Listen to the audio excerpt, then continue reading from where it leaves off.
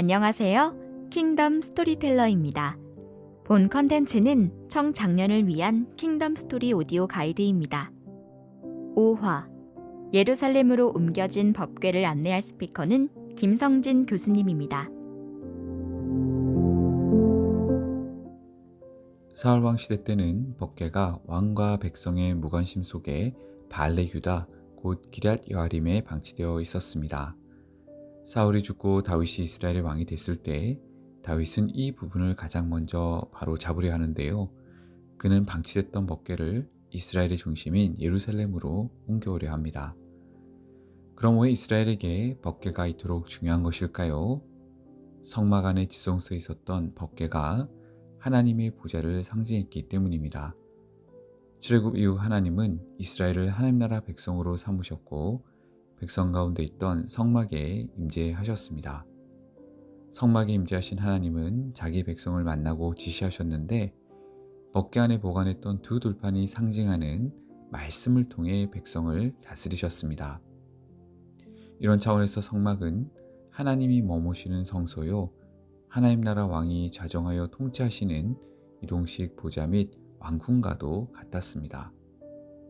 하지만 사사시대의 영적 타락과 맞물려 이스라엘은 성막에 대해 왜곡된 생각을 가지기 시작합니다.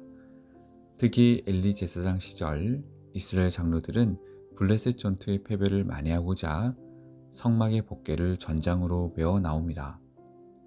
하나님과의 관계가 결여된 상황에서 법궤만 앞세우면 승리할 수 있다는 미신적 신념에서 말이지요. 하나님은 그들의 그릇된 생각을 깨뜨리셔야 했습니다.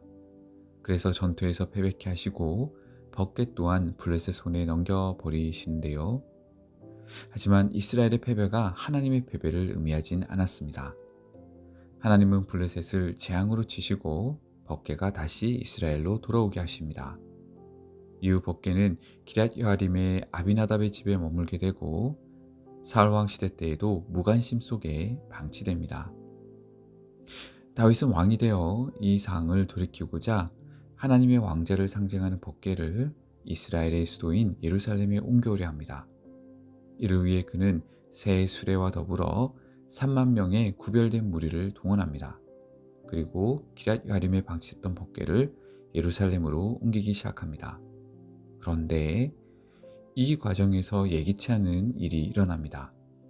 수레에 실려가던 법궤가 흔들리자 이를 보호하려고 웃사가 법궤를 붙드는데 하나님이 그런 웃사를 치신 것입니다.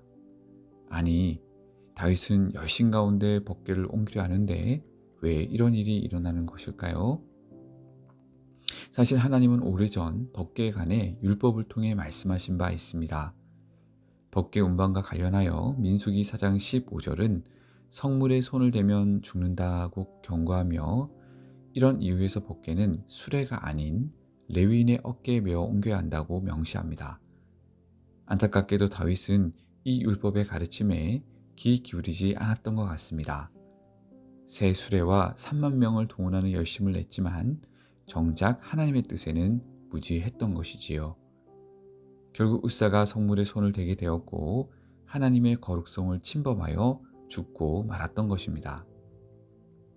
한 가지 더 생각할 것은 다윗이 하나님의 뜻과 주권보다 자신을 더 앞세우는 우를 범했다는 점입니다.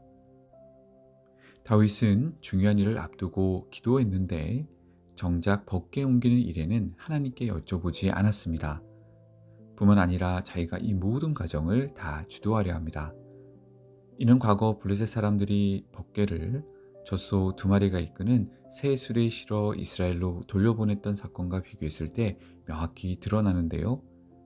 그때는 두 암소가 이끄는 새 수레가 그 누구의 도움이나 개입 없이 오직 하나님이 주도하셔서 돌아온 바가 있습니다. 한편 우사 사건에서도 동일하게 새 수레가 등장합니다.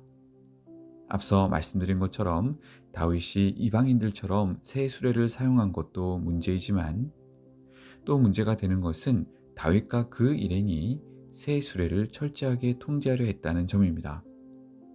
사무엘하 6장 3절부터 6절까지를 보시면 수레에 모는 자들이 법궤 앞에 행하거나 심지어 법궤를 붙드는 일이 일어나는데요.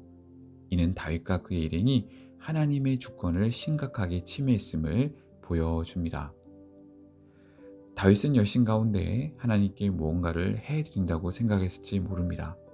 따라서 진정한 왕이신 하나님은 다윗에게 교훈하셔야 했습니다.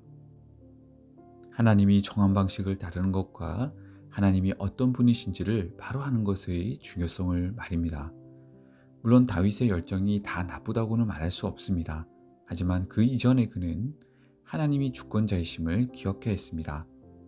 예루살렘을 왕도로 택하시고 다윗 왕권을 견고히 세우고 이끄시는 분은 하나님이셨습니다. 주님의 일을 함에 있어 우리 역시 이 사실을 잊지 말아야 합니다. 하나님은 인생에게 의존하는 분이 아니시며 우리가 경외함으로 섬기고 순종해야 할 왕이요 주권자이십니다.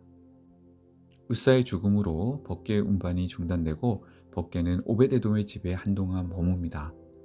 하지만 법궤를 예루살렘으로 옮겨오려는 다윗의 열정을 꺾지는 못합니다.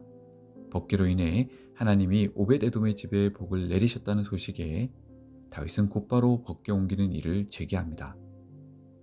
만약 별일 없이 법궤가 새 수레로 예루살렘에 옮겨졌다면 다윗은 잘못된 확신에 사로잡혔을 것입니다. 자신이 예루살렘을 하나님의 왕도로 택했고 자신이 법궤를 옮겨 하나님께 큰 일을 해드렸다고 말입니다. 또 율법의 소홀했음도 인지하지 못했을 것입니다. 그러나 하나님은 우사를 치셔서 다윗을 깨우치시고 그가 어떤 마음과 자세로 하나님을 섬겨야 할지 깊이 생각하게 하셨습니다. 이제 다윗은 달랐습니다. 지난 실수로 교훈 삼아 법궤를 옮김에 있어 철저히 하나님의 뜻에 부응하기 위해 노력합니다. 규례대로 레위인의 어깨에 법궤를 매게 하고 또 6걸음마다 또는 처음 6걸음 후 하나님께 제사를 올려드리는 등 신중에 신중을 가합니다. 이런 맥락에서 법궤가 예루살렘에 들어오는 모습은 왕의 입성 행렬을 연상케 합니다. 하나님이 스스로 택하신 왕도 예루살렘에 임하실 때 다윗과 온 백성은 즐거이 환호하며 나팔을 불며 왕의 오심을 환영합니다.